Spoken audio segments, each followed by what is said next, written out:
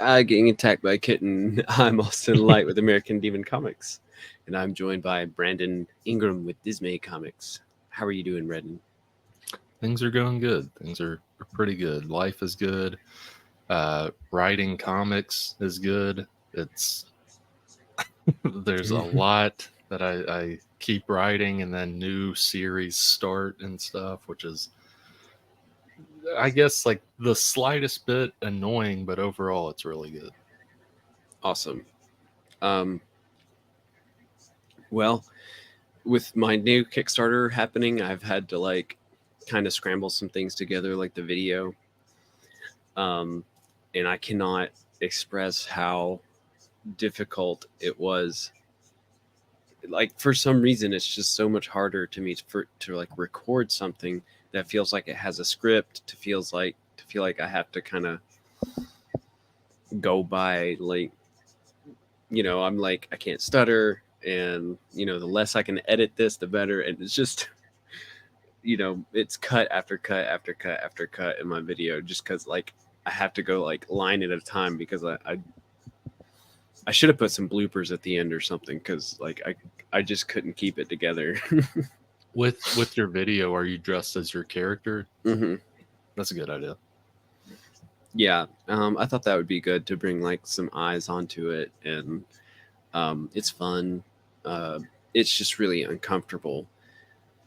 Um, those horns start to kind of like press and press and press into those vessels that you have up here, and then the contact lenses will like kind of move around, and um, they're really blurring like part of your vision. Like you, when you're in a bright setting, your pupils get smaller, so like they fit that hole that is in the contact lens. Yep. And then I just can't get it bright enough in here while also keeping like a good like atmosphere in here to so they're like slightly bigger than the contact lens hole, and they're getting all that blurriness. Oh, it's just when I'm 2.5 3 hours in trying to record a 3-minute video, it's frustrating and uncomfortable. Yeah. Yeah, that's why eventually, if I do another Tales from Town City, or I guess Gals Man 3 Kickstarter, I might dress up as Hypno Ray and do something with that. But I've liked, at least with my Gallows Man and Tales from Town City stuff, writing out a script for a 1940s radio announcer type guy hmm because it's fitting for that. And I just like hearing him say stupid stuff. Yeah. Oh, I But should have sent you the preview of the Kickstarter before we began, but the tiers are all set. I got to figure out how to put on add-ons, um, which I think means I'm gonna have to like take pictures of some of the products, and that's just gonna be the biggest hurdle, which isn't gonna be like a problem. Um, but it's pretty much set up. I finally got the cover done for my version of it. Um, that was sent out in an email, and let's see what else. with the add-ons, like is it like what are the add-ons exactly? I'm probably gonna put on a sticker pack to be an add-on. Um, I might hold off on doing an enamel pin and just keep that as like a stretch goal. I lowered the goal from 2,000 to 1,600 because I think that would just because like I really want this to be funded. Like even if I Yeah, get $600 or $700 in a pledges, that would be enough to fund it. Um, but I also want to be like, can I do this? Can I drive people to do it? And um, you know, the advice that you get is you got to have an audience, and it's like as Brad from Comic Lab would say, you got to have the crowd before you do the funding. Um, and I just can't tell. Like I have a lot of people very interested and happy to pay for it at conventions and everything. Um, and then I have people being like, oh my gosh, like, so you're like an image like comic artist, right? Like you like you're gonna go like do this for Marvel, right? And I'm like, no. But I've had like a lot of good feedback on what I make, but I can't tell with social media in particular how much of a crowd that's getting, how much of an audience that's getting. So um, I am curious, like, to see if people will actually be driven to pledge and everything. I did get most of those contacts that you sent me. I've got a lot of podcasts and streams lined up um, Nice. for the month, so I'm pretty excited about that.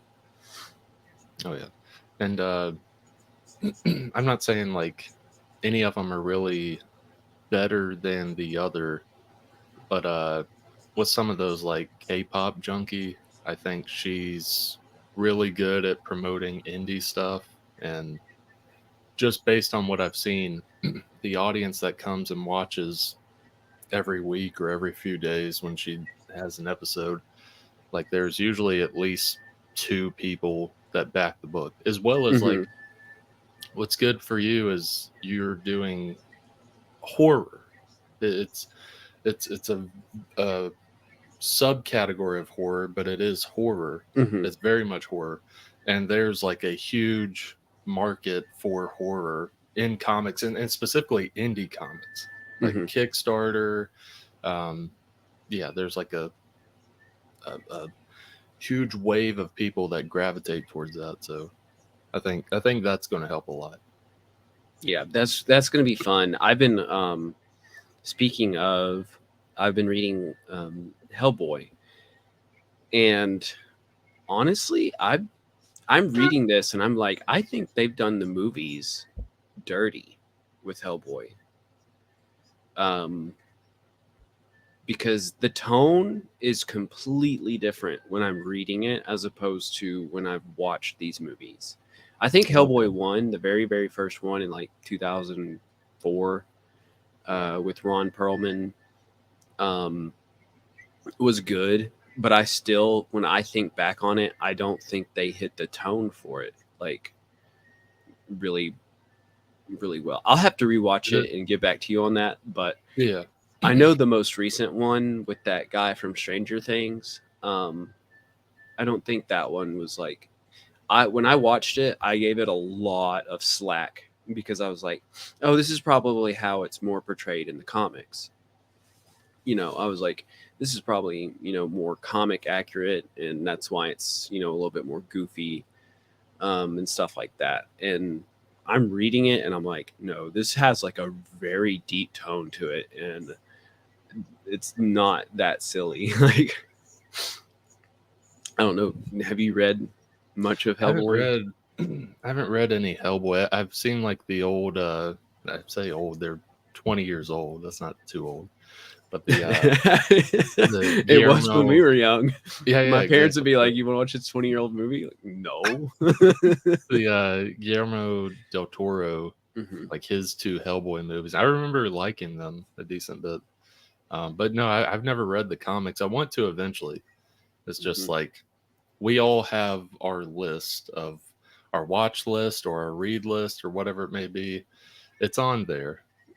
Maybe eventually one day I'll get to it. But yeah, so is it like a little darker tone Yeah. than the movies? Okay. And it's like, I don't know. There's a lot more meaningfulness in the script. I feel like that's happening.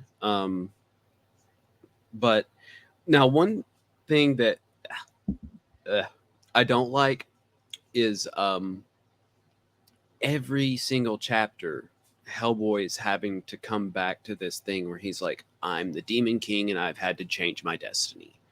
I'm this demon lord, Uman Raman, uh, whatever, but I've changed my destiny. And it's like that theme keeps getting repeated and repeated and repeated. I'm like, we don't have to know that every, Yeah, like, yeah. that doesn't have to be the absolute centerfold. Like, it can be the main point that Hellboy is, you know, a destiny fighter, a destiny changer. Um, but that doesn't have to be every point to every story of, you Yeah. know, because it'll always fall back on another human or monster or something that goes, no, it's my destiny to do this. No, it's my destiny. I have to be this thing. And Hellboy's like, screw that. I changed it. You can too. And then, you know, but like he has some really good conversations with his team partners, and then with like misguided monster uh, antagonists that I just don't think they hit on like clean, you know, in the movies. But I've been drawing a lot of inspiration from that, not only from the writing, but from the art. I really enjoy Mike Mignola's art, Oh yeah, yeah. His art's great. and it gives me a lot to think about and a lot to examine in my own in the way that I do things, and I try to uh, emulate or learn new things from others. And speaking of which, yesterday I went back and for this print, issue number 2 print to come out, I went back and edited a bunch of the pages that I did way back in January, and I added some shadows to where places there need to be shadows.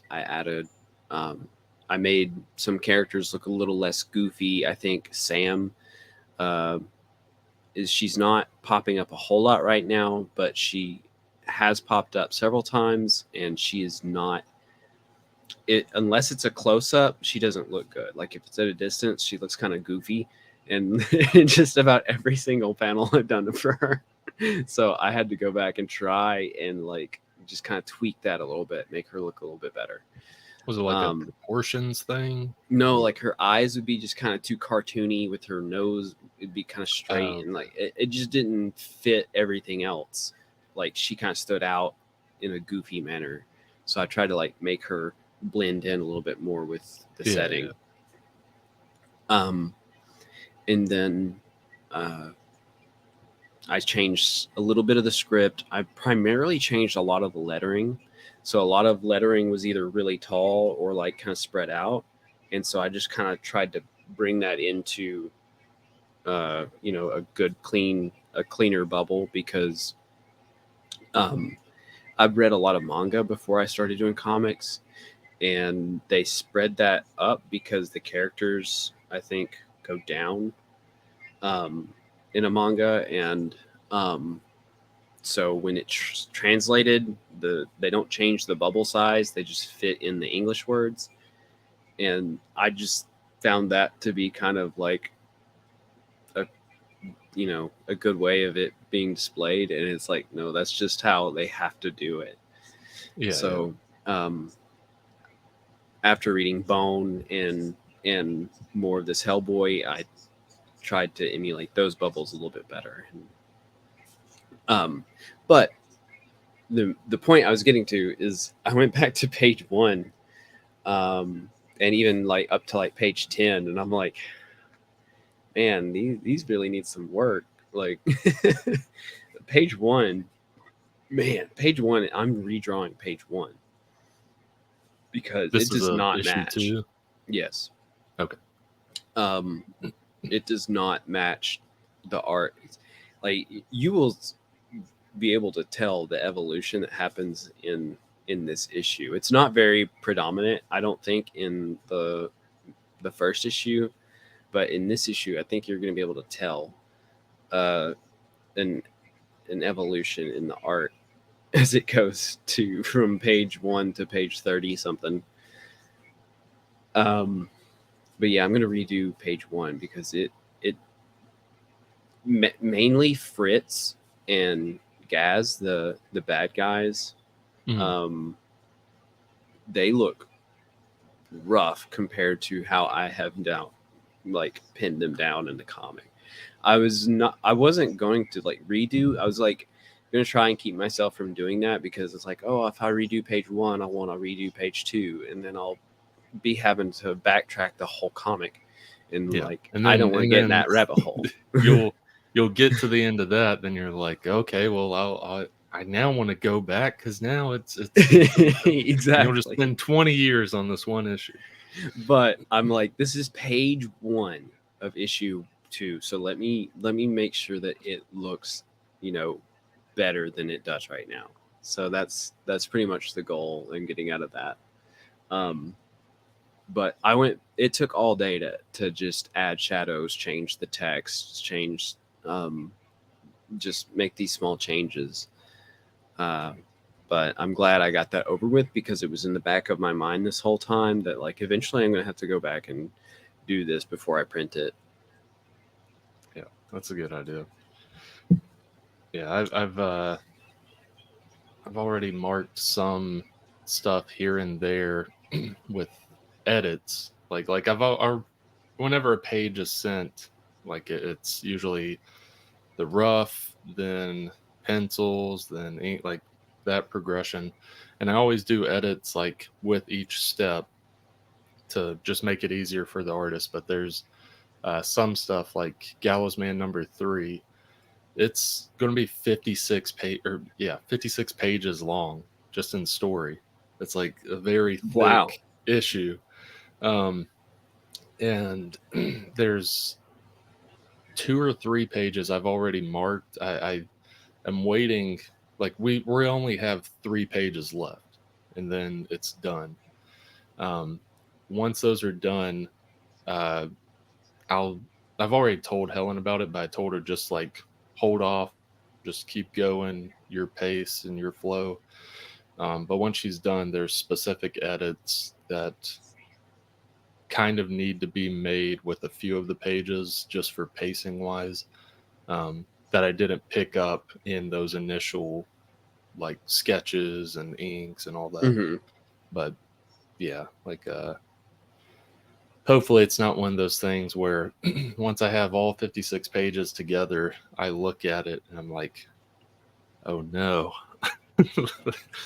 Hopefully it's not like, oh gosh, I have to. It's not going to be this, but it's like I have to like commission Helen to redo 10 pages because the pacing's completely off in this middle part or whatever. I don't think it'll be that, but yeah, it's a very thick issue for the Gallows Man, but it's coming along. I like it. Yeah, there's that. Then editing Dismay Avenue #3, like all of that is done. There's just one story that's being finished right now, and it's experimental for both me and the artist. The artist hasn't really done an art style like this before, and it's mostly black and white, not watercolors, but a lot of it takes place underwater, so there's kind of like a watery Hmm. art style to it. And this is like my first ever silent issue I've ever done, or silent story, I should say, Yeah. um, where it's 14, 15 pages of just the art, and that's it. The art tells the Right. story. There's no word bubbles. There's no onomatopoeia, nothing like that. It's just the art tells the story. So that one I'm liking a lot. Uh, there's like then there's the food truck thing. Like that's we're halfway done with that. The first story is completely done, like in terms of art and all that. Now Juan's working on that. The convention comic, the last 2 pages Hmm. for pencils and inks, almost done for issue 1 of that. They'll probably be done by tonight. There was a couple edits I had sent to the artist Mike Sears, but that'll be done, and then send that off to a colorist. Uh, and on top of editing those, there's like 2 or 3 series that I'm writing. Like if I'm bored of one, I'll just swap to the other and write it, sort of thing. But it's coming along. It's fun. I just wish it was all out already. Yeah. Because you see it as the creator. You see like all this stuff and you're like, oh man, this is great. This is great. And like a decent bit of it's like, yeah, but this isn't going to be able to come out till next year, Hmm. and that can stink sometimes. Well, you already you got quite the library going on now. Um, I might. You planned on having them like made into omnibuses, right? Yeah, yeah. At least like trades, like Yeah. Gallows Man's going to be 4 issues long, but each issue is like 2 to 3 issues in length because it's either 48 pages or 56 pages an issue. Hmm. So the trade for that's going to be over 200 pages, including like some behind the scenes type stuff added in the Yeah. trade. I But got yeah, to get. Gallows Man will be a trade. Dismay Avenue will be a trade. Um, Tells from Town City, that's on the back burner. I will get back to that eventually. Make at least 2 more issues of that. Make that a trade, and then all this new stuff. The food truck, the convention comic, the county fair comic, now a biblical comedy anthology comic, like all of that. I am planning to do 6 issues at least. That way, at the end of the 6 issues, can be collected in a trade. Right. Those those will be fun to have. I want to get me a Gallows Man trade. Yeah, I'm looking forward to seeing them on the shelf as well Yeah. as it'll. I mean, we've talked about it a ton, but that is where long term sales. That is where it's going to be at. Right. Is trades like floppies are good for like I still say floppies are good in terms of Kickstarters, anything like that, for funding your project. Hmm. I think floppies are good for that. But in terms of average Joe buying it or picking it up, or just like what will sell the most in a long term span, it's going to be the trades. Yeah. Um, that kind of brings up a topic that I've been pondering on because I'm like, at some point, Envy is going to be a full trade, but um, what will I do if people want floppies still? Because like I want to ultimately kind of discontinue floppies, and I might even be I might even like consider not doing floppies after I do Envy because I'll have Envy as a full book. That's what I'm going to sell. And on the back burner, I'm making another project, and I could just see that project all the way to fruition as another trade. Um, but I am having fun right now, having these, extra. It's like if I have it issue by issue, I have covers, extra art. I have the extra content that I put in there. My kitten is just wants to be in my lap right now. So, um, and it just kind of brings, a little bit, and then it's also kind of like acts as a preview.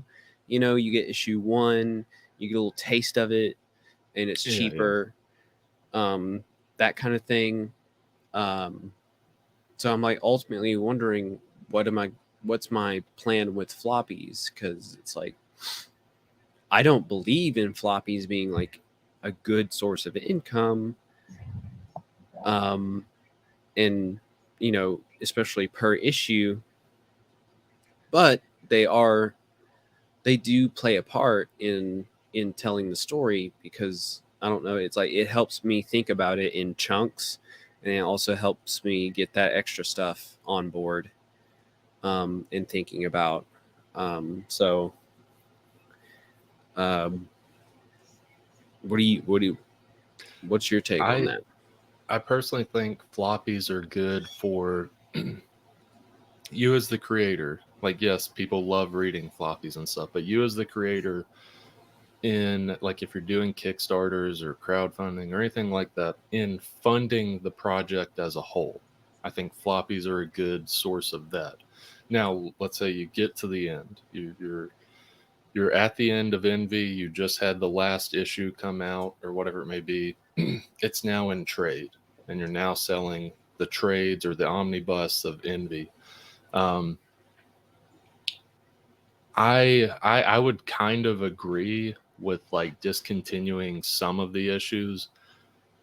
Let them buy however many you're going to, and then just let them sell out pretty Right. much. But I would say whatever are kind of those like starter issues, like at least issue one, maybe not discontinue that specifically for what you had said a second ago is maybe because I don't know how long Envy will be. Let's say it is 12 issues or Hmm. something, and it's in an omnibus, and the omnibus is 30, 40, $50. Um, like it is, you're getting a lot, but that is, no matter what omnibus it is, that is a hefty price tag for someone that's just wanting to dip their feet in. Maybe it's their Right. first time they're hearing about this. Whereas if you had an issue one or like the first couple issues or whatever is the best introduction to this, still having that would still be good. Like an issue one where like, yeah, they're not paying more than $10 to just try this series. And then if they like it, then they'll also buy the omnibus. Hmm.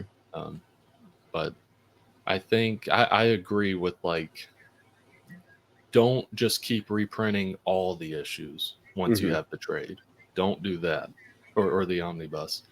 Um, but maybe the first issue, maybe first two issues, kind of have a reprint here and there, just so those that can't put the 30 or $50 into an omnibus then kind of get a little taste with $8, $10 buying the first issue.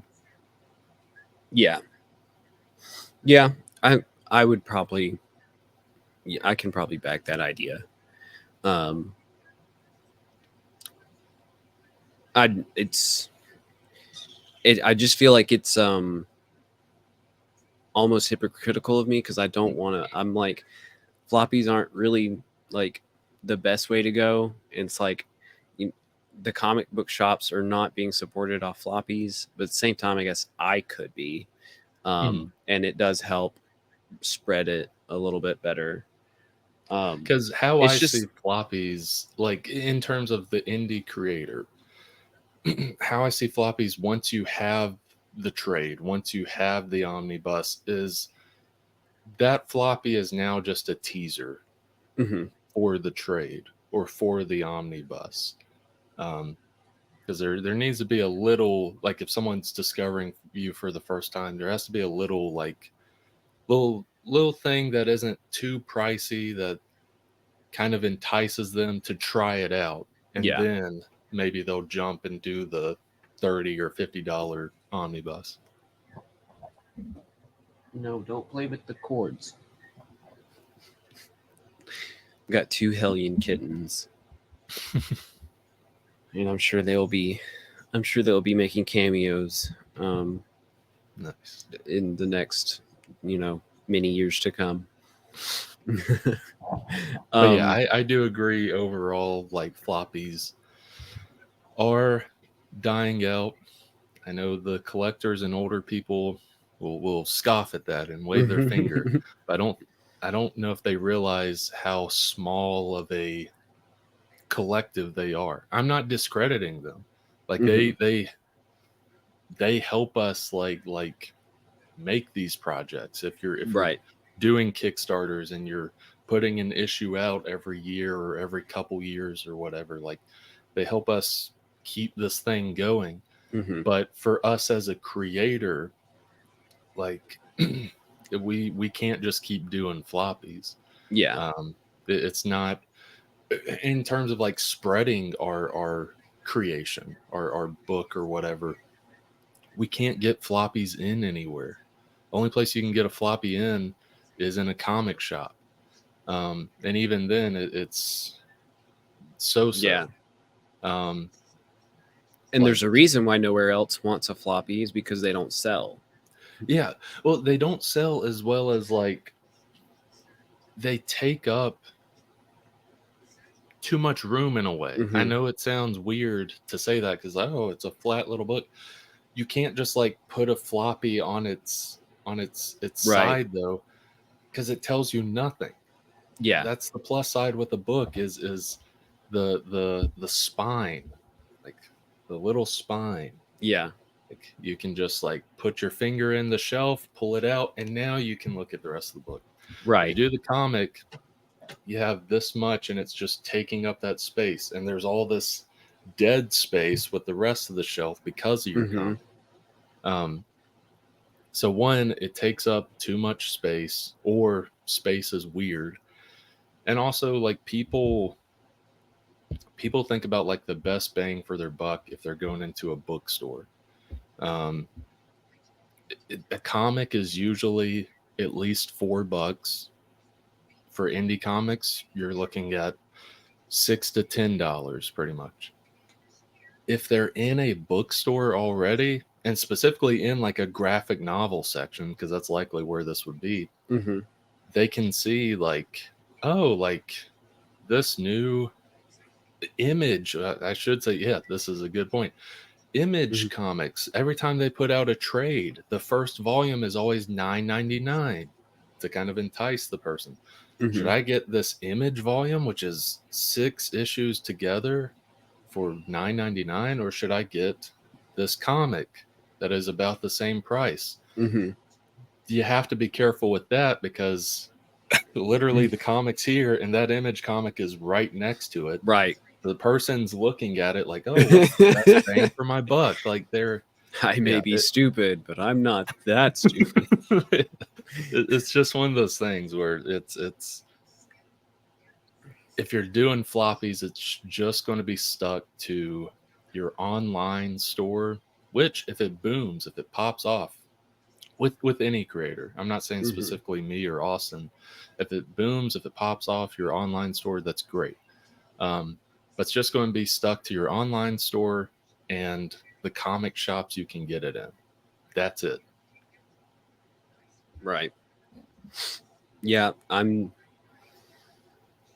I'll be, you know, I'll probably, what I think I'm going to do is combine issue number one and issue number two into also something of a trade that can be a preview. Yeah, I think Um, that's a good idea. because I don't think issue one tells enough, gives enough meat uh, for the story. So it's and I keep wording it like this. It's kind of like a prelude to the actual story. Um, but yeah, I was just I was really been on the fence about making floppies for future projects. Because I feel like if I can do a good job on Envy, that'll get me into um, that'll get my foot in the door for like a bigger, wider audience. And then they'll follow just like I do Envy online. I might make the next project, or well, I will make the next project uh, readable online, but it might be behind a paywall or something. Yeah. Um, and and then once that has so much story, or once I complete it, it then gets its trade, and I just go straight to it, in a Kickstarter or something.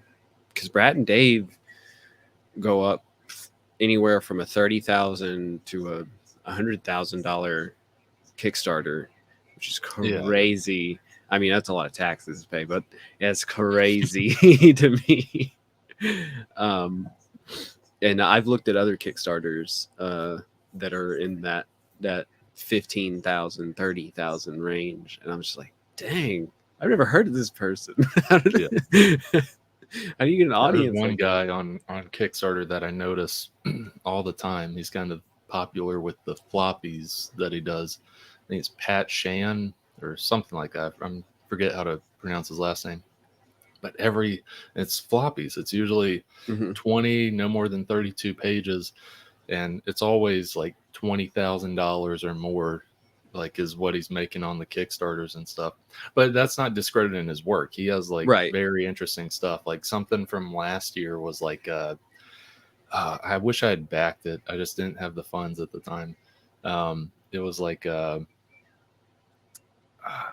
Cthulhu helped me create my Kickstarter or something. It was like a funny meta comic, Mm-hmm. because like if anyone has looked at Kickstarter, the comic realm of Kickstarter before, there's key things that are super popular. Cthulhu was big. I don't know if it still is. Cthulhu was big for like at least 2 or 3 years on Kickstarter in terms of comics and stuff. It was weird. I don't know Mm-hmm. why Cthulhu, but it was big for at least 2 or 3 years. So that was a booming thing. Something that will always be a booming thing on Kickstarter. If you have half naked or naked ladies on your cover, people will buy it. They'll buy sexy covers. Horror as well. I gotta take And then notes.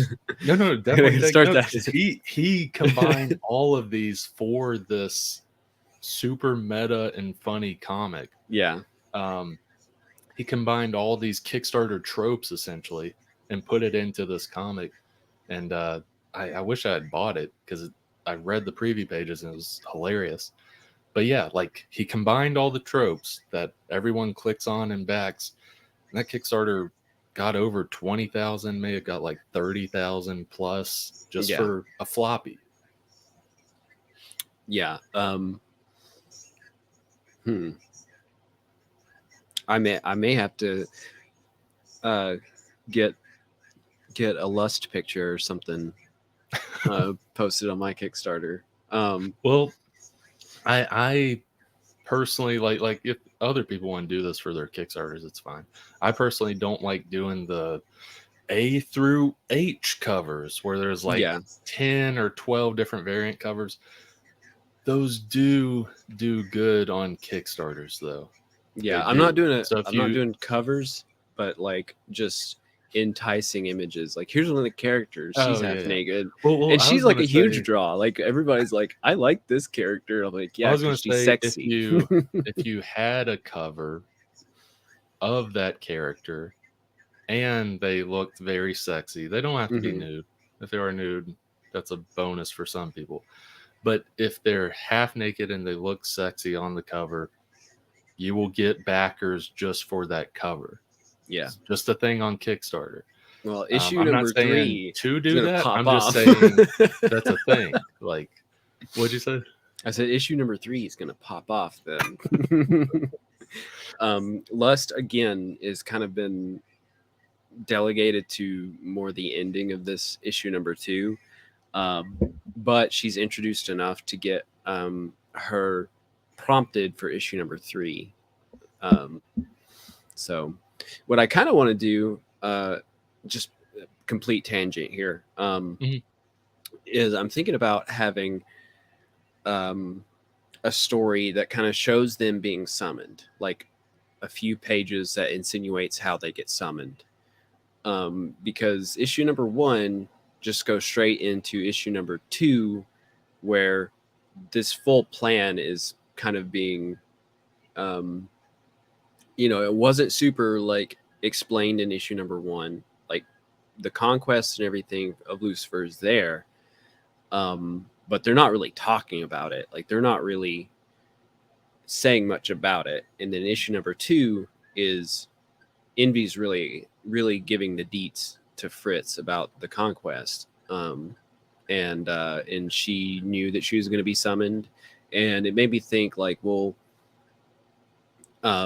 where are they in hell when they're about to be summoned? Like, how do they know?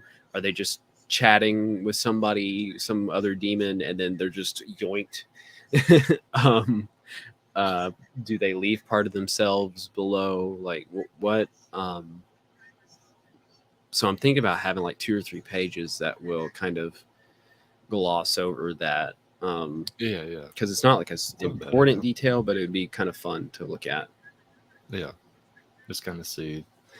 You saw them appear like in this issue, but seeing like the brief bit of what were they doing right before they Hmm. appeared in like this Or underworld sort of thing, or hell basically. what I might do is when another demon gets summoned, is I will kind of segue through that their summoning, and it will just kind of demonstrate how it always happens. You know. Um. Anyways, that was a complete tangent. I don't remember what got me thinking about that, but uh, No, it's one note of to those self. things when when we're talking about or thinking about comics, it things just pop up. Things pop up in Yeah. our head. Um, like literally yesterday was when I was making some notes because me and Tio did a podcast yesterday. I was making some notes about like comics I was making and stuff, and then I was going over this one anthology series that I'm writing that has no theme to it. It's just the main thing is absurdist comedy. It's just anthology of absurdist comedy stuff. And I've written a couple like biblical stories, like biblical comedy stuff within that.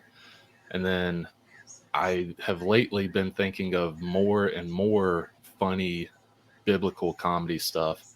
And then it just trailed off to, as I was taking my notes, I was like, I think this is just going to have to be its own thing, like Hmm. just its own series. Um, and so yeah, like me just like making my podcast notes yesterday, that is what led to me being like, okay, there's another series over here. And it then led to me realizing the past like 4 series I've done have all branched off from the series I was just writing, sort of thing. Yeah. Like,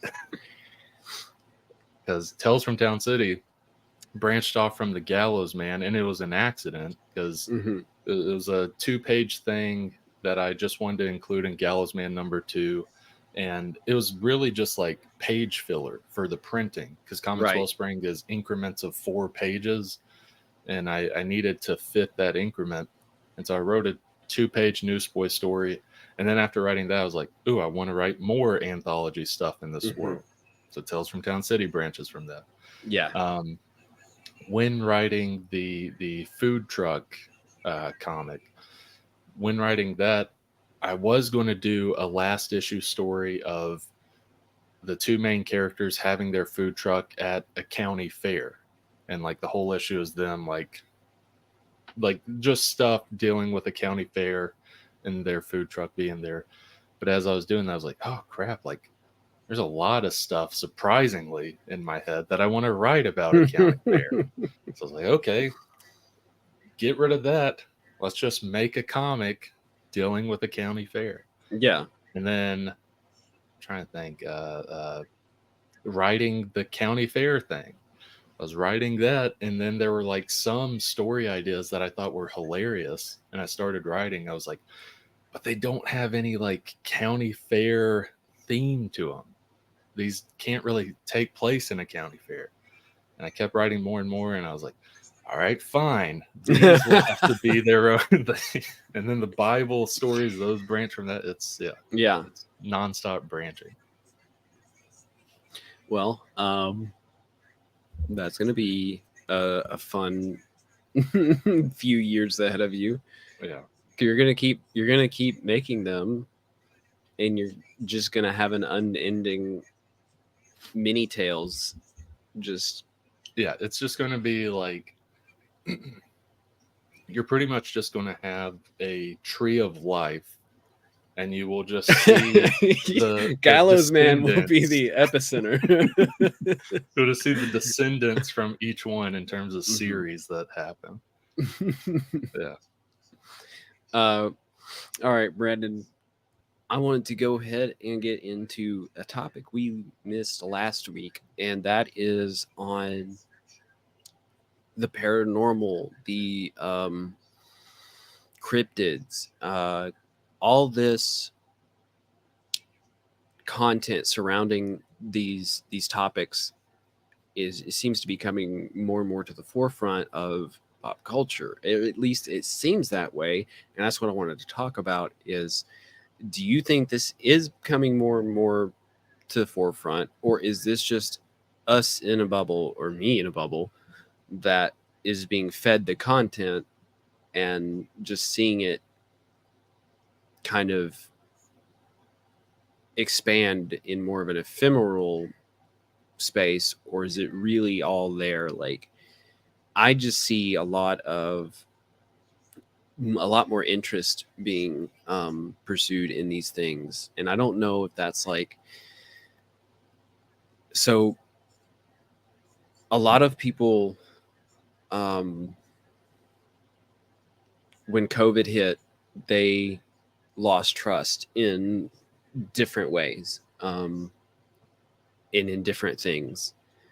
And I'm wondering if that like that idea that things are always covered up or things are getting pushed to the side or things are, not as they seem, um, is the media telling the truth about this or are they not telling the truth about this? And then they declassified UFO files, UAP files, from the Pentagon, and in which Commander David Fravor and Lieutenant Ryan Graves are very grounded people.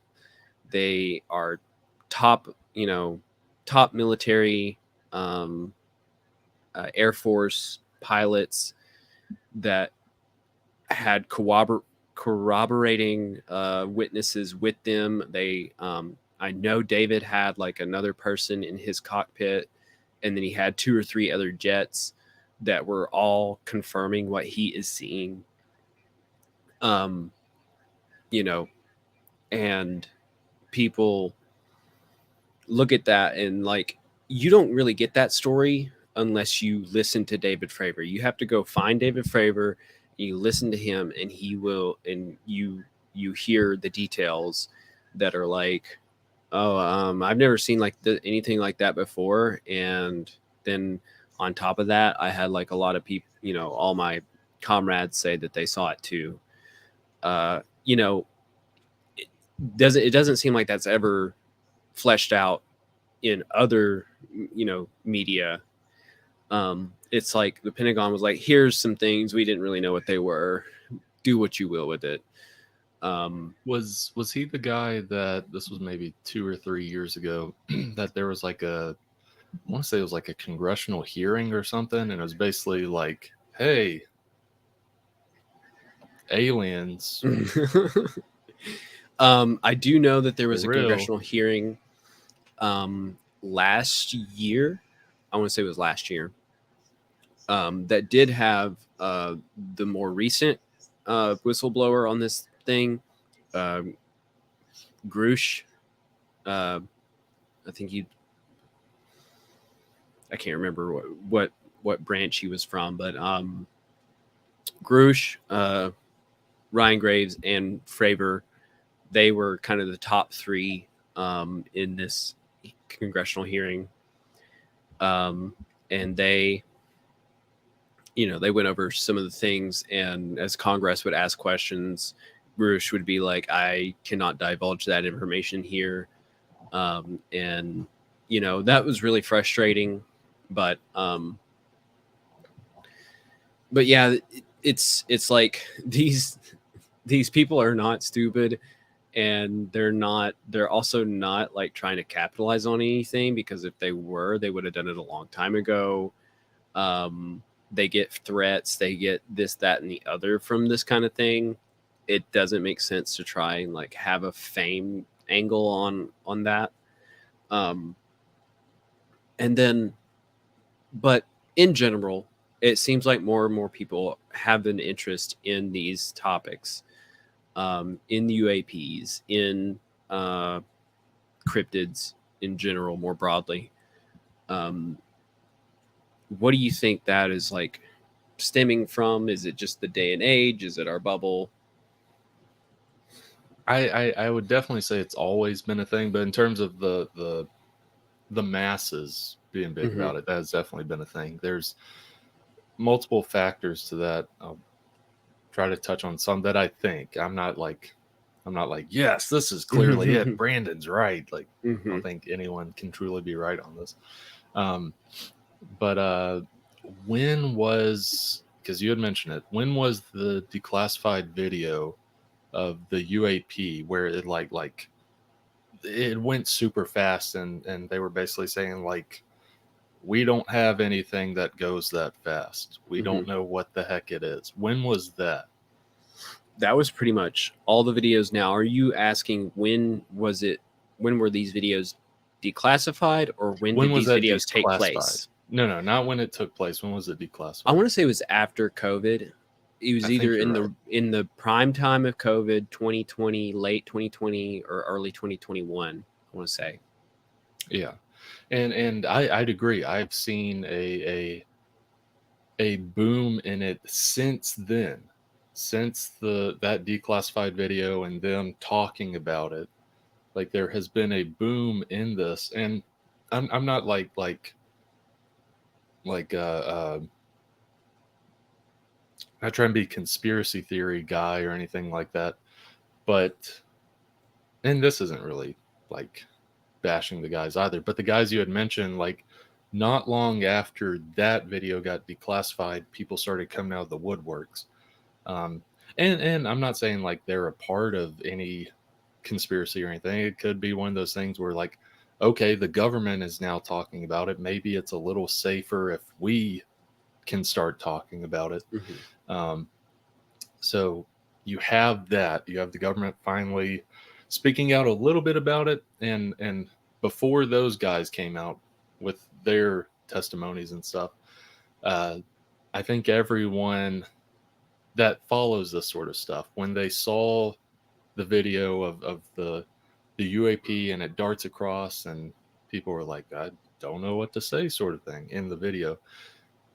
I think most people watching it were like, yeah, but why are you rolling this video out to us now?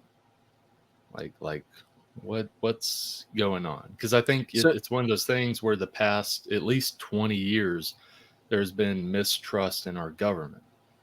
Um, and anytime the government does something now, not everyone, but a lot of people will be like, yeah, but why are you showing that now? Or why are you doing that now? Or yeah. why are you implementing that now? Um, as to why, I don't know. Um, Well, those videos were already released. They had already been leaked years and oh, years okay. ago. I want to say they were leaked in like 2014, 2015, because those videos, there's like 4 or 5 of them: the gimbal, the tic tac, the go fast. There's like 4 or 5 of them.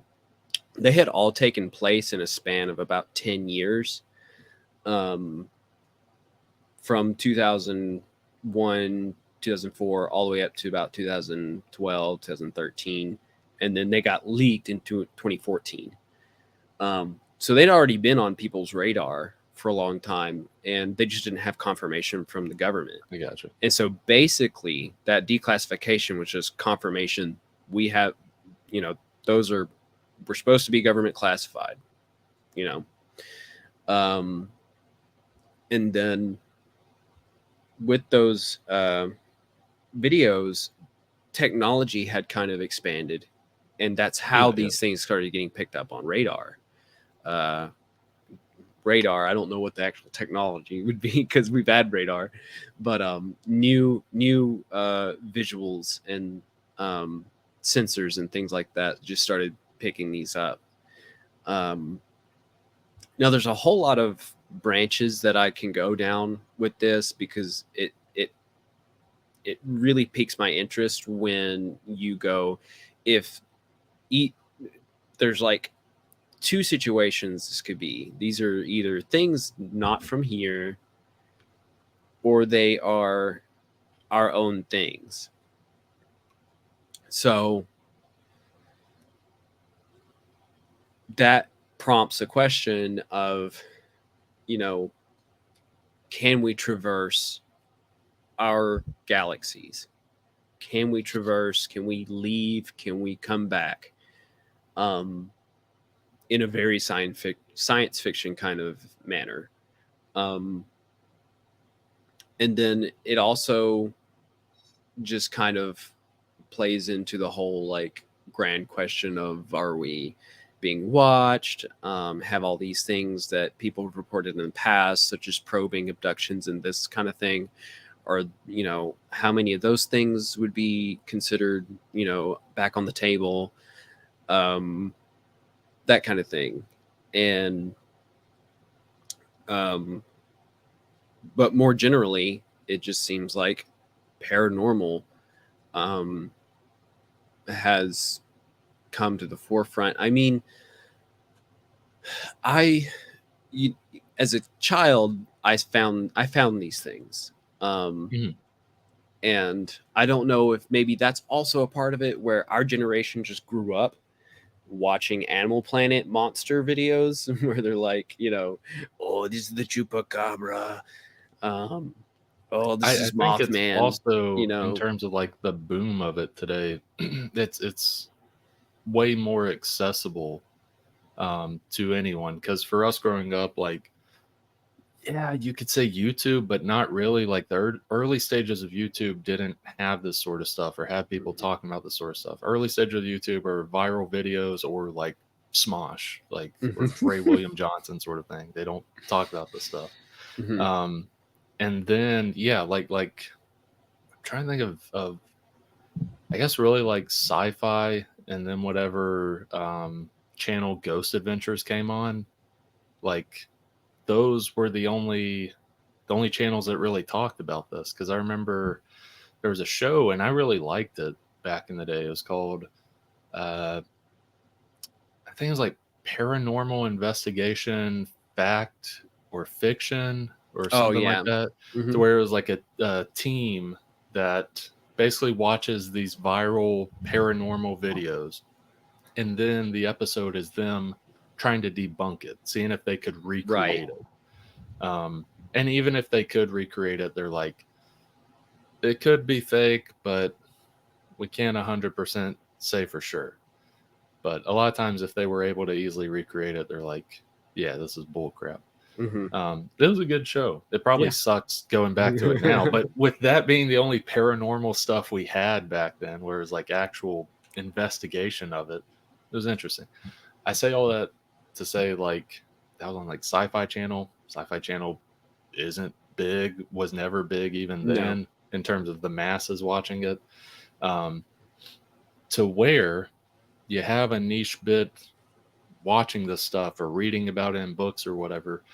And then 10, 15 years later, you have YouTube coming out and you have people videoing this stuff. You have commentators like talking about this stuff. Big channels pop Hmm. up. Then it gets even bigger with the creation of TikTok. And now it's everywhere. Yeah. Um, to where, Hey. yeah, like I think that's why it's such a booming thing now, is it's just more available. Not saying it wasn't there before. It's just wider availability rather than the Sci-Fi Channel at 9 p.m. at night or whatever. Right. I'm gonna pause you right quick. I'm gonna pause the show. I gotta use the restroom really bad. All right, and we're back.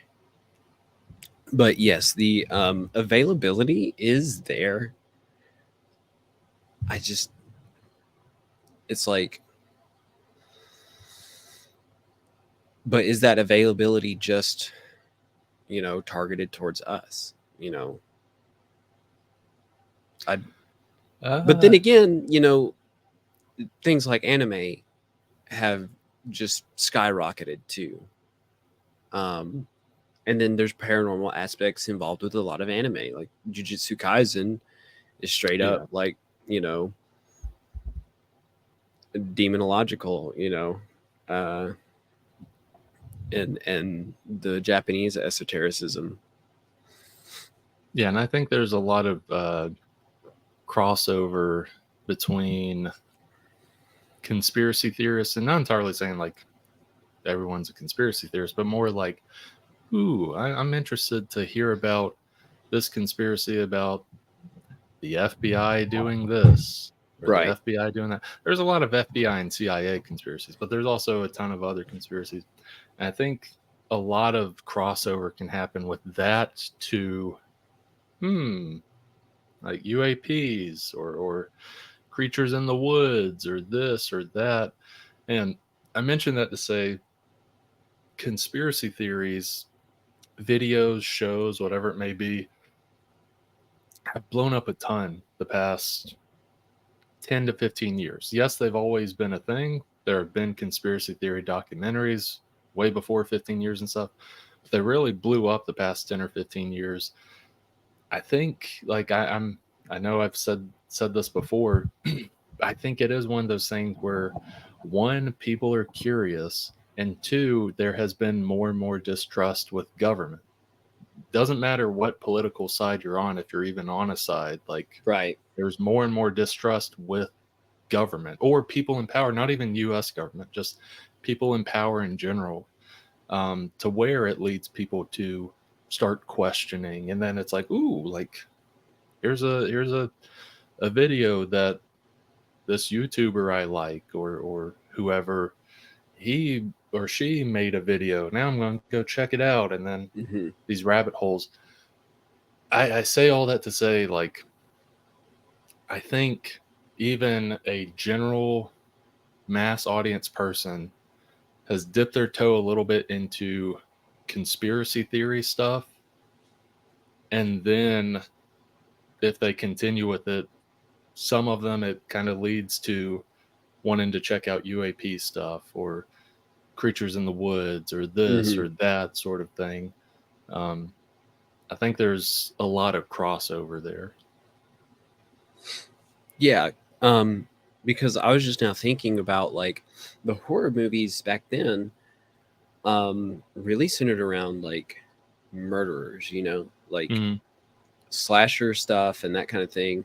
Like Freddy Krueger, that had to do with him haunting your dreams and being real in that sense. But like I don't know where that was pulled from, but as far as, to the naked eye, um it's rather original. Like it didn't really come based off predetermined lore, which I mean, there definitely are like dream haunting kind of esotericism and lore and stuff like that. But um, Freddy Krueger was just kind of like I'm going to take this concept and then I'm going to try and make it, just my own slasher thing.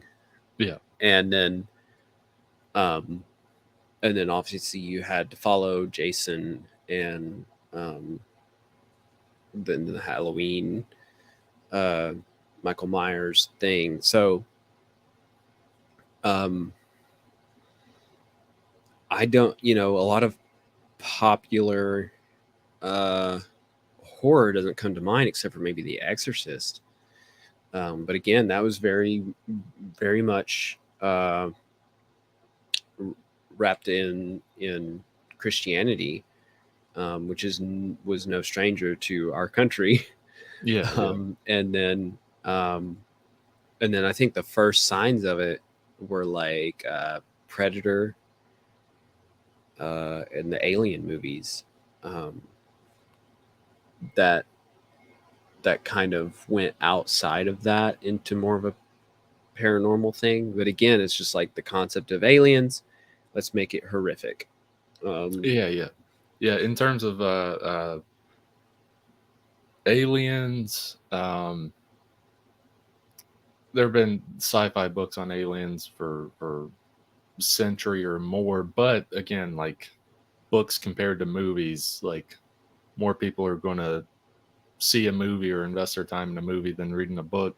But yeah, in terms of like aliens and specifically what you're saying, like seeing them as a threat or a horror, that yeah is really like a 80s type of thing, maybe a little bit 70s, like Invasion mhm. of the Body Snatchers, but like yeah, 70s and 80s is when it's like, oh, like this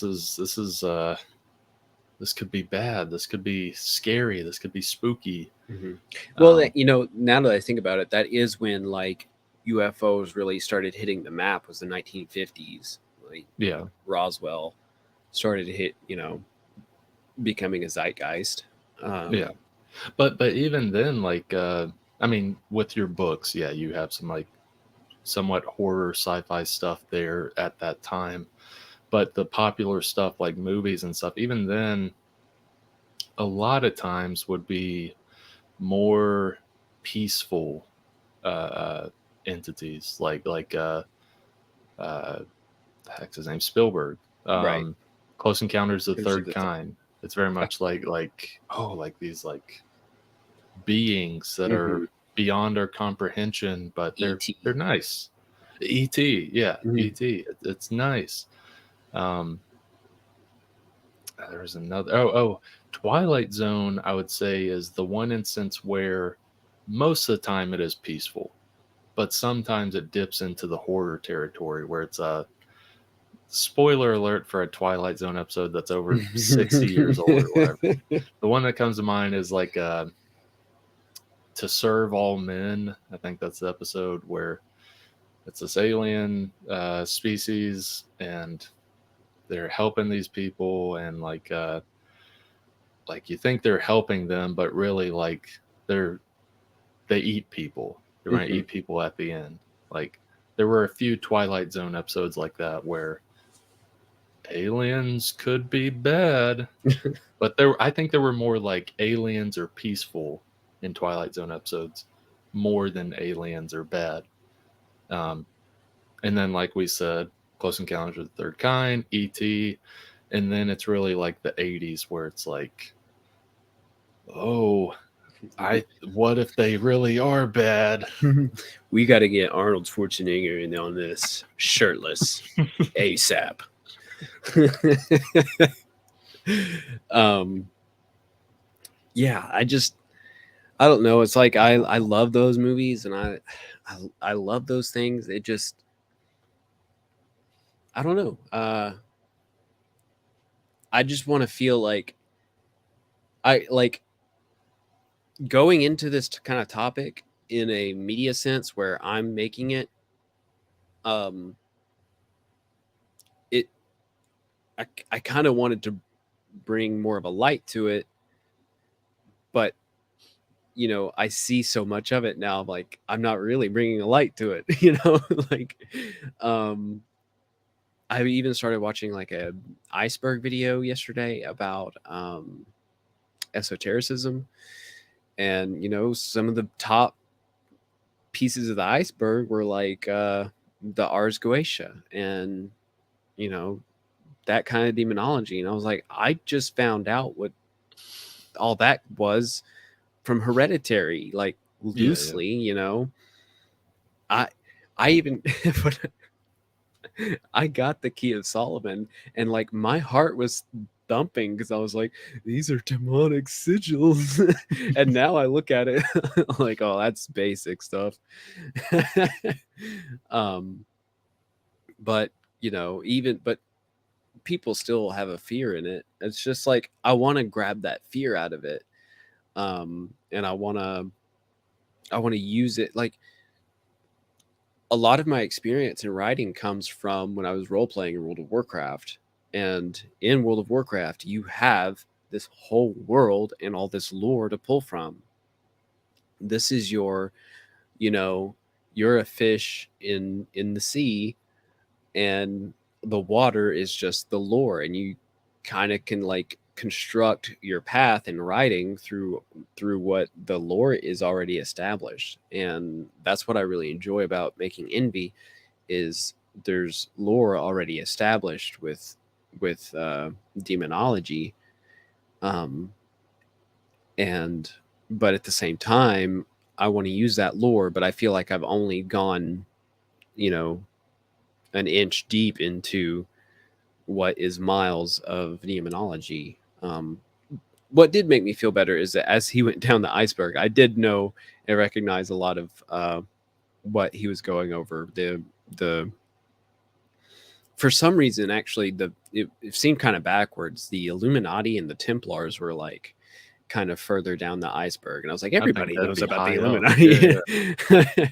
um, no, I don't know if everybody knows how they came about, what they're made of, and But things like even that. But then, like, like, they're a household name at this yeah, point. They're not so much of a secret society. yeah, But the Golden Dawn, Crowley, Mathers, they were further down the iceberg. It was like, oh, I know them. They're the translators. They uh, uh, were the ones that tried to make their, go through the factions of Masons, um, and bring esotericism more into accessibility. And but again, I just don't feel like here's one thing. So I had to edit so many pages. I did a little bit of editing of almost every page, but there were a lot of pages where I had got it backwards. When I looked at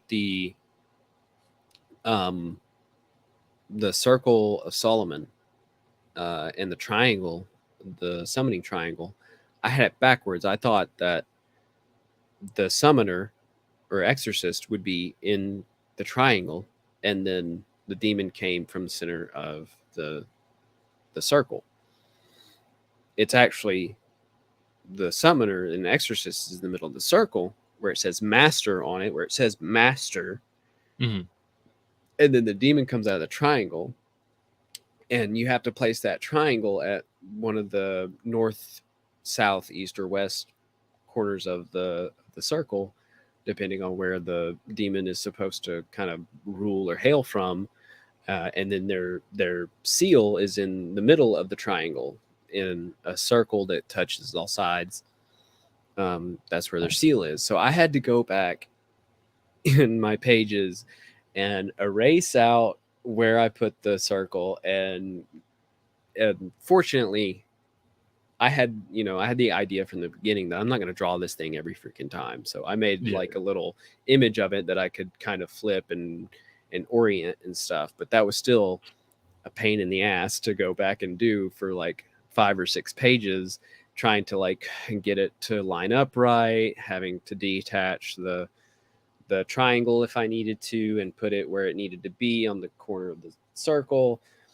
Um, and I was like, man, I feel like I messed that up bad. Like that's in page 2 of the Key of Solomon. Like, how what else am I screwing up in this in the lore of it? Because I want it to be relatively like accurate, hmm, so that the esoteric crowd that's familiar with all this stuff kind of goes, oh, I see what he did there and how yeah, yeah, that's connected and this and that and the other. And that's another thing about reading Hellboy is, um, the writer has a really good sense of esoteric knowledge. And again, this um, trade is volume 2, this omnibus from like 2000, 2001,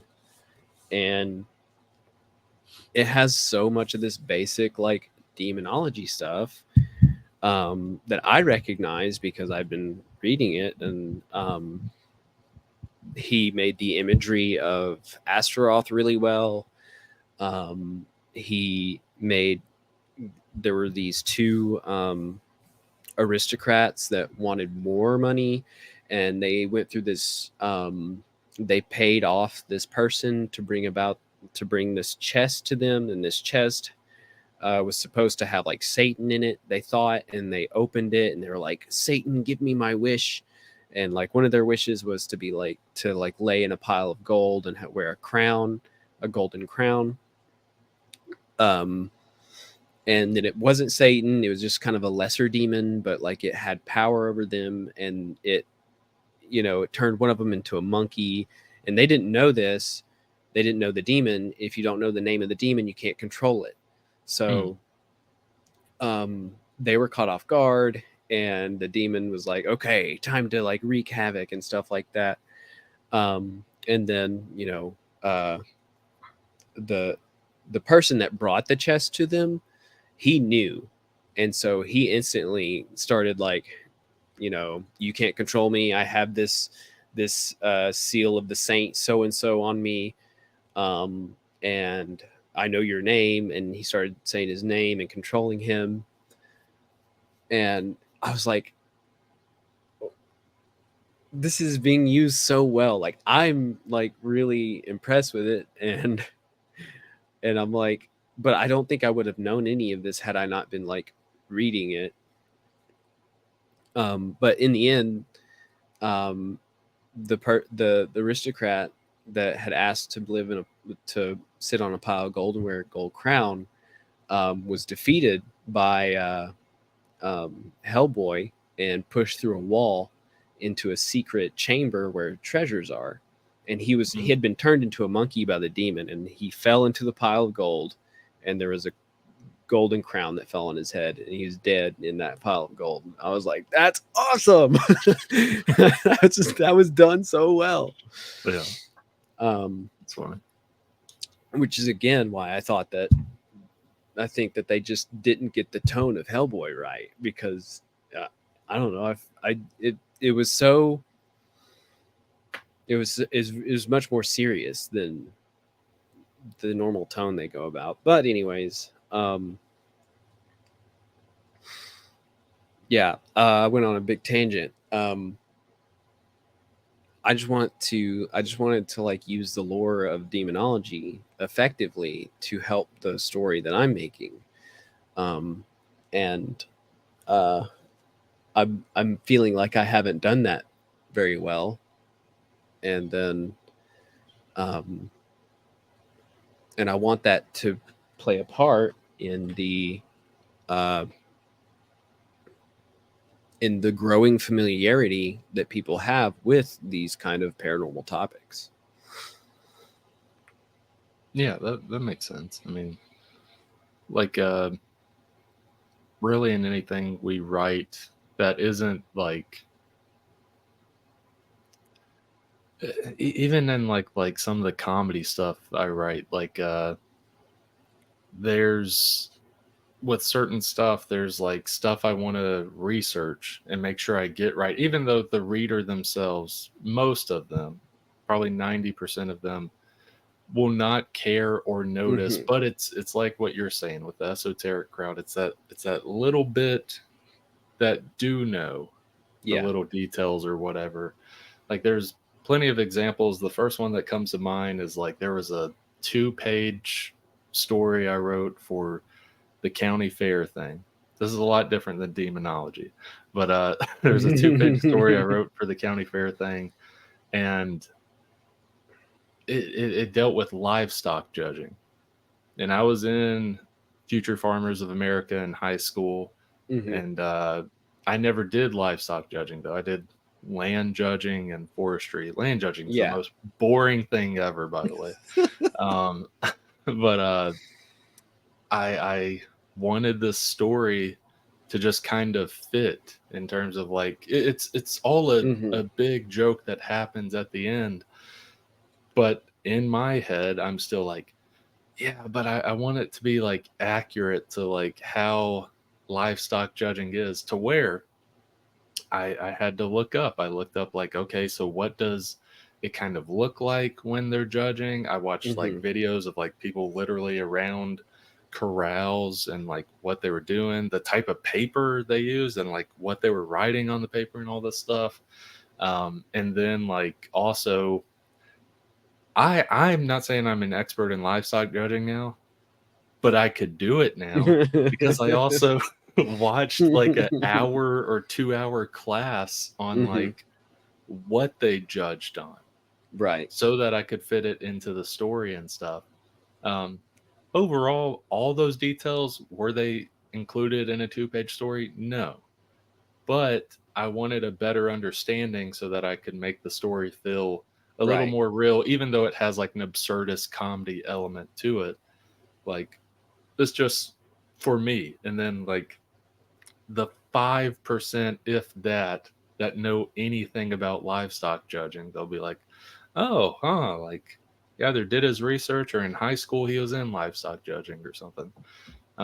That's just one example, but there's like plenty of examples where we want things to be accurate. Like there's a comic I'll do eventually. It's a 12-issue comic that ultimately it's fictional nations. It takes place around 800 BC. Um, it's fictional nations, but it takes a lot of elements from that time period, and specifically like Assyria and like their empire and stuff like that, to where I want to incorporate it. Yes, these are fictional nations, but they're based off of Assyria. They're based Mm-hmm. off of Israel. Um, and I'm still doing the research on that just because it's fictional nations, but I want it to feel somewhat real. That way people can kind of gravitate towards it rather than it just being, no offense to sci-fi writers, but where it's just like, this is the planet blah blah blah, and this is the nation of blah blah blah, where like you can just make up willy-nilly whatever you Yeah. want because it's sci-fi. No one knows what the hell any of this is. This is gloop glorp. Make up stuff. But with this, it is set in a time period. It's fictional nations, but I want it to feel real to the time. Um, I think that's just a thing where, like, if we're invested in something we're writing, we want it, even if no one notices, we want it to feel real, to Right. do our research, to get real elements in it, even though we're just writing fiction. Right. um and a lot of people, like you said, would probably not go like notice uh off rip. Um but with this topic about it, these kind of things coming more into our line of sight, it made me feel like more people would might probably notice, especially Oh, yeah, after yeah. Hereditary. That made me so interested because he used a real, or they used a real uh, seal of Paimon, which it's altered slightly. They got some loop de loops in there, and they took out one of the loop de loop. Um, some guy online said that it looks like four men on a sled, um, and they took out one of the men just to make it look a little more 666 ish. Hmm. But for the movie, but uh, they used that seal, and then they had they really used like the ritualistic people kind of playing in different frames of the movie. Like they, this was uh, this whole thing was destined to happen. So like the ritualists were there the whole time. The seals they put in different spots. Like they put the seal on the light post, um, where that particular event happened that I'm not going to say. Uh, and and then they had like a triangle in the house pointing west. I want to say is Paimon's uh, direction, but they had but this was so under the radar of the family. Like it was just a triangle in a room sitting Yeah, on yeah. the kind of a little bit imprinted into the floor. They're like, eh. Um, Grandma's just kind of weird. She likes to yeah, do grandma. the circle art and stuff. um, they had little names etched into some of the walls above the beds or around where the bed is. And I just thought that was really uh, interesting. And then the woman at the end, I can't remember her name, but she was like, she had used to be the grandma's friend, and but she didn't tell them that she was just this woman that lost her kid, and she wanted to sympathize. And then it was like, oh, but she's got all this stuff going on behind the scenes, and she's doing this chant that's kind of particular. And like when I looked into like where the seal comes from is the Goetia. It none of that in the rest of the keys, none of that like is like playing a part. Um, could you theoretically do that? Um, well, I don't. Me personally, I think demons will come if you call them, and they don't care what you call them. They don't care, how or what in what manner. But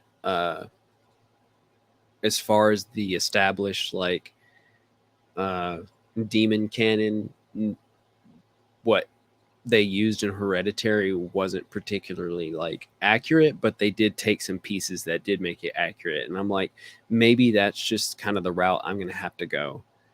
But I'm having fun with it either way, is what it is. And again, the broader topic is like, I just feel so inundated with like cryptid stuff. And like, it's because I do seek it out. Like I love watching Wendigoon. And I love uh, watching this esoteric channel. My friend, it's literally called Esoterica, and it's just kind of this uh,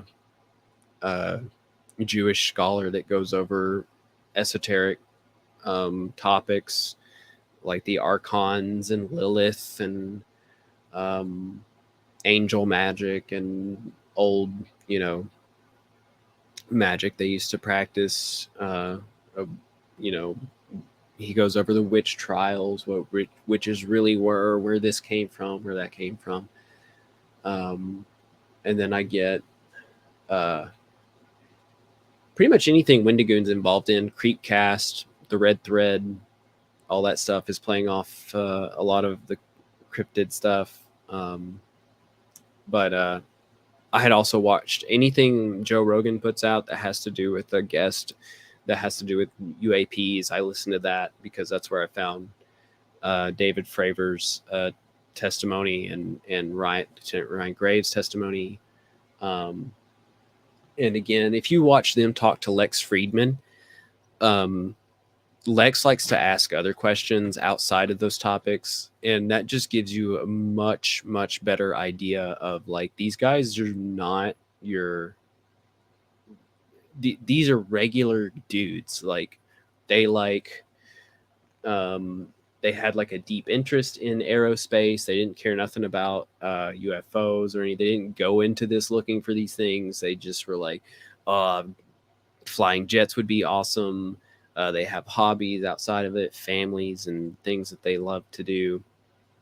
And these accounts that they tell are just, they just have to do, they just so are happenstance. Um,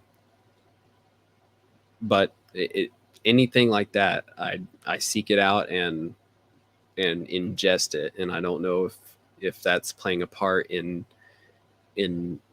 this bombardment of esotericism. I mean, I went to a convention called Deep South Para Comic Con, so in a place called Ozark.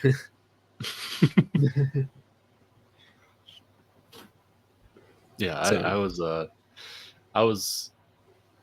I guess like I just wasn't that knowledgeable of of what era Comic Con would entail. I had more horror convention thoughts in my head, but yeah, when you get there, it's very much like what you're talking about. It's mhm. paranormal, uh, uh, which is Ghost interesting. investigations primarily is Yeah, like what they like to center around. yeah. I didn't even think of that. It's like, oh yeah, like Well, I I'm found sure them it's like through a a horror search, convention. like horror conventions, and Yeah, they I think came that's up how as I a found them as search. well. Yeah. Like I think I just looked up like comic conventions in Alabama and like that's what had popped up. And I looked at like the list and I was like, okay, it's comic creators, but it does seem like a horror convention Yeah. kind of. They got Yeah. some people from The Walking Dead. They've got this. They've got that. It's a good convention. I just didn't realize like it is How technically niche that it went horror, to. Yeah. but it's more a paranormal horror. Right. Um, they are wanting to lean into that horror aspect this year. Yeah, because I saw they have someone from Nightmare on Elm Street and a few other things like that. But yeah, it's a fun time, and I didn't know what to expect going to it. But it was perfect, right up my alley. So, um, yeah, I was just wanting to get your opinion on all that, and I still don't really know. Um, truly, I think if I had to come down to it, it's just a culmination of everything: the accessibility, the interest, because sorry, getting hair like crazy. Again, when I was a kid, I loved this stuff, and it only came on, and you go back and you watch it, what you watched as a kid, and you're like, oh my god, why did I fall for that? Like, why did I Yeah, think that was so cool? like some of those classic videos and stuff. but but it did play a role in my interest in all of it, and but I was always a weirdo. Like, what do you think about the chupacabra? I just want to play football. What are you talking? Go away. um, but No, I've always had an interest in that sort of thing. Uh, when it comes to like paranormal in terms of like ghost and stuff, like I do believe in it, but I'm not like oh let's go find ghosts like mhm, that. I'm less interested in like ghost sort of thing. I think it could possibly be the bombardment in terms of movie and TV the past 20 years regarding ghosts and stuff, to where I'm just like burnt out on ghosts. It's like, yeah, sure, mhm. there's a dead guy in my room right there. Cool. Who cares? Like it's to that level, basically. Yeah. Um, whereas the woods has always been an Mhm, interest to me. Um, like creatures and stuff like that. That's more of an interest to me. Unless Bigfoot. I know people love Bigfoot. They love the Sasquatch hunt and all mhm. that stuff. I don't give a crap about Bigfoot. If Bigfoot's a thing, Bigfoot's a thing. Yeah. I have no interest. So I've got to. I was very much in that boat. Um, back with those early dumb videos, finding Bigfoot on Animal Planet. Watched all those. I watched like 2 or 3 seasons of those with another like Bigfoot enthusiast, my youth pastor, and his son. And after about 2 seasons, I thought to myself, like, if they found Bigfoot, it's not gonna be first shown on here. Yeah. It's gonna be all over the news. Yeah. It's gonna be, it's gonna be like very broadcasted if Bigfoot is Yeah. ever actually It's found. like they already filmed this and there's still 5 Yeah. episodes left. Something tells me, not seeing it on the news or anything, that they didn't find No. Bigfoot. But I got into this YouTube channel recently, and it reinvigorated my interest in Bigfoot. Um, and it's a spin off the name Bob Gimlin, which was one of the guys that helped video that classic footage of Bigfoot, Mhm. where she is walking and Taking a nice stroll. mhm. um, but he used Bob Gimblin's name to make his YouTube tag, and he goes by Bob Gimlin. But he makes he's kind of like you, where for a comic branch out, ask somebody to do the art, and then you write and sell. Bob's very much the same. He does the script and speaks about Bigfoot, and he hires somebody to kind of illustrate what he's um, what he's saying, or uh, what the testimony was that was sent to him. Um, and I just love listening to what he has to say, because he goes down so adamantly, like, Bigfoot is real, and here are all the very logical reasons why.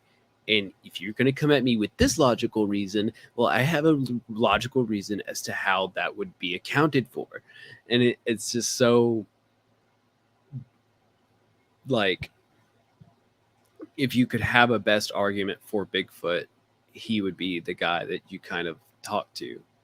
Oh yeah, Um, that's the thing is like I'm not saying I don't believe in Bigfoot. There very much could be a Bigfoot mhm, out there. I'll even say Bigfoot's out there. Even with Bigfoot being out there, I know it sounds bad. I'm just like, okay, yeah, Bigfoot's out there. like, like it, I don't know. In terms of like the paranormal stuff, it mhm, doesn't like impress me as much because I think the stuff that like that gets my brain a turning and stuff is the unknown type stuff, the very mhm. weird stuff. Whereas like Bigfoot, like kind of could make sense to me, where it's like, yeah, I could Yeah. see that. Um, whereas like there's like, I'm not saying I entirely believe in this. There could be uh, uh, generations of storytelling and the game of telephones where it changes and stuff, or they didn't know how to describe it at first. But like skinwalkers are very interesting to me. Um, whether that's real or not, can't tell you. Mhm. But like the stuff that's like much weirder, um, and could have a sinister side. Doesn't Yeah. mean it has to though. Um, Well, that's the thing about Bigfoot, is there's different. So each territory um, of Bigfoot tales has a different kind of like uh, culmination of Bigfoot, and it makes you think like there are different like assortments of Bigfoot in America, and some of them are more violent, and that's what's going to be really fun about the Bigfoot Western. Is I really want to tap into some of the violent side and some of the like peaceful side and some of like the what ifs, because what makes Bigfoot interesting to me is that that kind of creature would um, would kind of throw a wrench into so much of like science of how things survive, um, that kind of thing. And it's like, if we did find Bigfoot, if he's real, he has eluded us so adeptly for you know over a century, and that like it's just, how would you process that? And then also, if he was confirmed, are you gonna go like try and hunt him, like kill one? Are you gonna go and try and make peace, communicate? Because it's already been this elusive this long.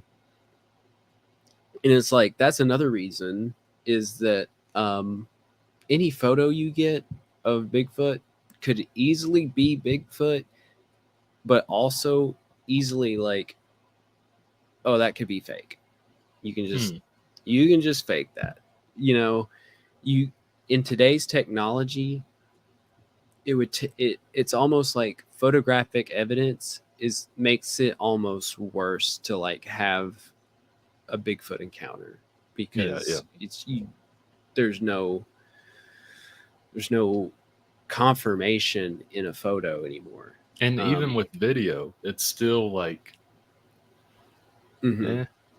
And And, he's and such a even going beyond that, let's say video, and let's say it winds up on the news, a lot of people, not a lot, but it's going to be kind of 50-50 where it's like, well, what if it's the government just trying to like pacify us with something or whatever? yeah. Um, and then there's also this really primal aspect of Bigfoot. Again, this is one of those reasons I did not like the Bigfoot Ari Aster rendition, um, the concept, because you think about a silverback gorilla, and then you just make that into like humanized silverback gorilla, and how much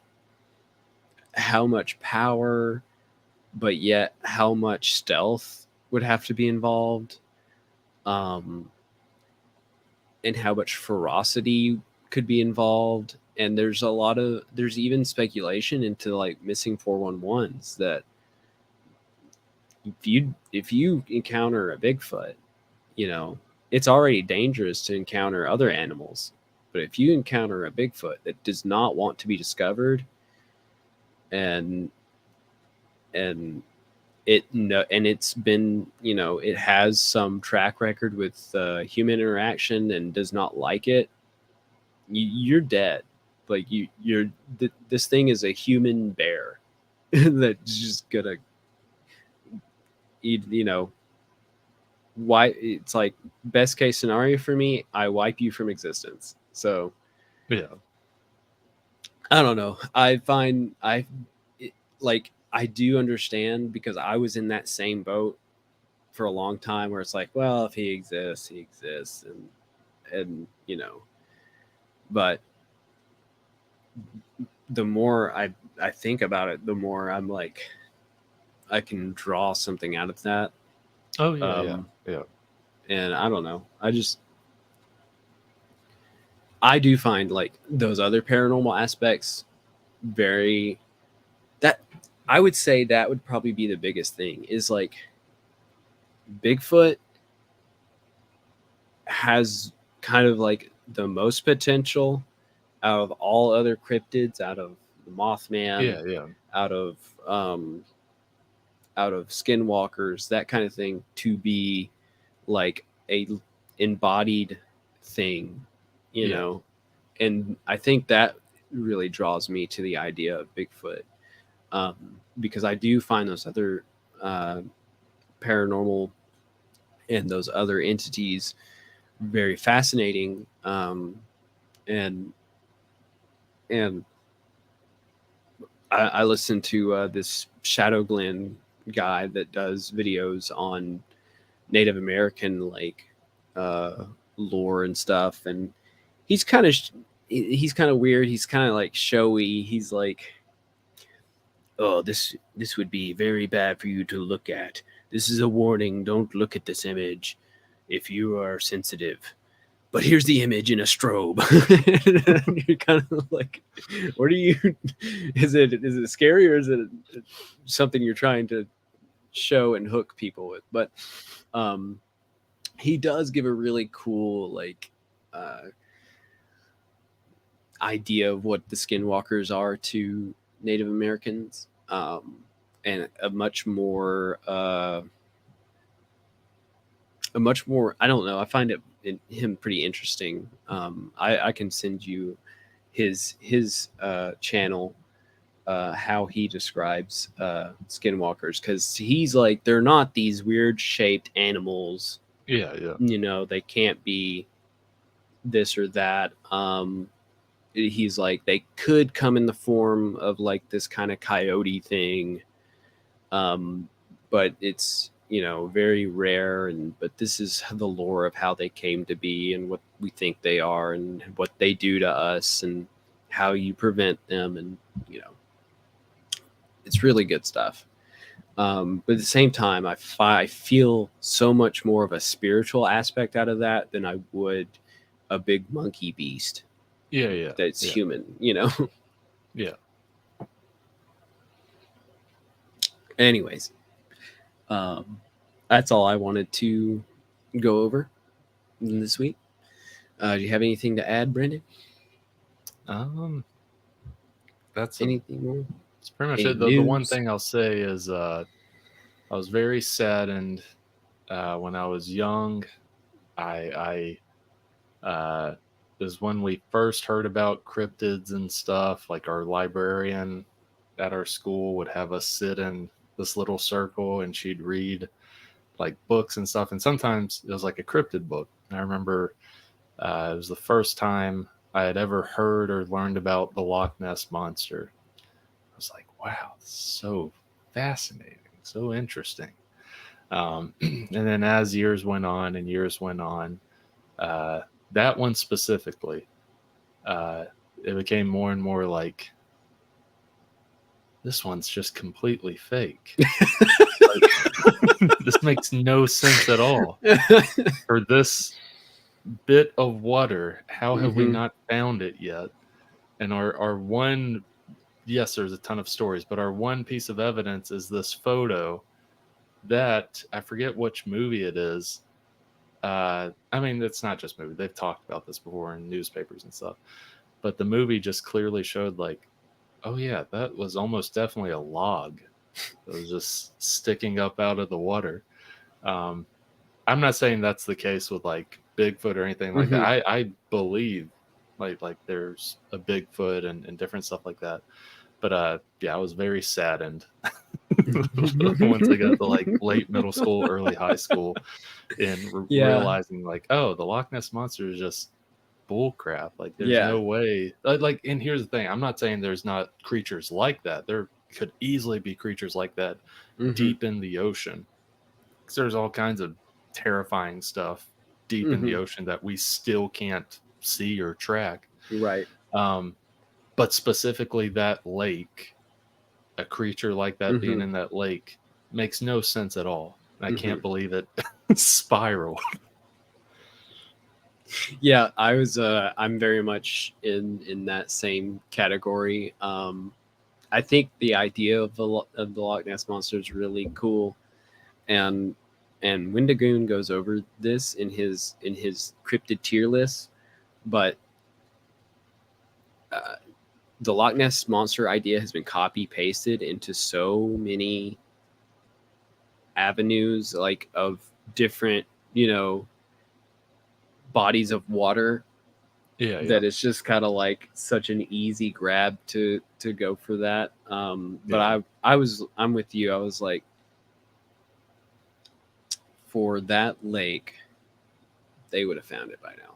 yeah, yeah, By easily. something, Yeah, yeah, something a little bit more. yeah. I'm not saying there isn't a creature like that. It's just not in that lake. It Hmm. would be deep, deep in the Hmm. ocean where we cannot track it or see it. Hmm. Well, I don't think it necessarily has to be that, you know, uh, deep or out of reach. Just there's a lot of remote areas that is very, very, very difficult Yeah, to record, just because of how remote it is, yeah, and and then how much of a sore thumb you would stick out if you go in with like two SUVs full of stuff to like camp out for whatever, and you're gonna like scare whatever is unknown, from detection. yeah, uh so I think there are a lot. That's what is really cool about cryptids to me, is there's a lot of potential for things that we don't know to exist, beyond the idea of Bigfoot and of the Loch Ness monster. um there's all beyond our imagination of things that could be out there. yeah. All right, Brandon, I think that will do it for our podcast this week.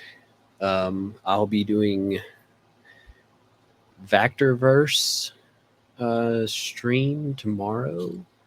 And then Stan has a Deep South Paracomic-Con podcast he wants to do for like Paracomic-Con guests.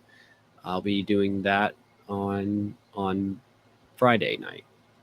And Nice. then um, And then pop culture philosophers, Robbie Billups will be probably having me uh, soon. We've got to figure out the schedule and everything, but he wants to do it. And then I've got things scheduled, but uh, K-pop junkie, LCS Brian, um, those guys, and when hopefully I'll get a schedule with Robbie soon, and if he can verify the date, then I will release all the dates of events next week in the next newsletter. Nice. And I really appreciate the links and helping me out with that, Brandon. That was Oh yeah. really nice. Yeah, no And and it's gonna there help a are lot. like other somewhat useful. Like I've done a lot of interviews on a bunch of YouTube channels, but those are the ones I think like are very very helpful. Mm-hmm. Um, there's I'm not saying, and I'm not saying specific names either, but there are some where it's like you'll have a good conversation, but if you're looking at the Kickstarter, in terms of the Kickstarter, it might be a waste of like a couple hours for you, and like Mm-hmm. time is like kind of crucial in life in general, but also in Right. a Kickstarter. So I think the ones I sent you are kind of the best Yeah. ones I've Well, done. it's not terrible. I do like making connections for Yeah, the yeah, future. That'll help. And usually when I get off work, um, I'm not doing a whole lot for the business anyways. There's not really a whole lot that I can do because I have my laptop that I take to work. And because it's kind of a hassle to set up my laptop and my tablet, get the cords connected and get all that stuff connected, find a spot where I can do that comfortably. Um, it's just I don't really do much outside of my hours at work unless it's kind of like this and just maybe some simple writing or sketching. I gotcha. So it's all a huge help, and uh, I I'm super excited to be on all the shows, and I'm going to try and dress up for as many of them as I can. Yeah, hopefully contact doesn't.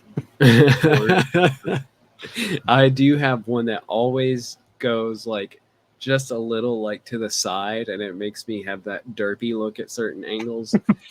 Yeah, you need to look straight at the camera. It's Yeah. just that. Um, but they do get kind of uncomfortable. But it would be fun though to do it Yeah, for yeah. these shows. All right, Brandon, that'll be it for the next 2 weeks, and then I'll get back with you, and we will discuss more about uh, what we do in strange topics. I think by that time your Kickstarter will be live, right? I believe it will be 2 days in. Yes. Nice. All right, Brandon, thank you for joining me today. I've been Austin Light with American Demon Comics.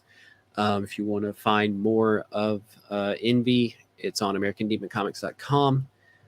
You can go subscribe to the Substack, American Demon Comics, Substack.com. And you can find me on Facebook, Instagram, and TikTok at American Demon Comics. Sounds good. And I'm Brandon Ingram. You can find all my stuff. TikTok, Instagram, Facebook, Dismay Comics, DISMAY Comics. Have one, maybe two comics come out the last quarter of the year, probably. Uh, Most likely a ton of stuff will come out next year. So Looking forward to it. It's going to be big Dismay Comics year 2025. All right. We'll catch everyone on the next show. take care. See ya.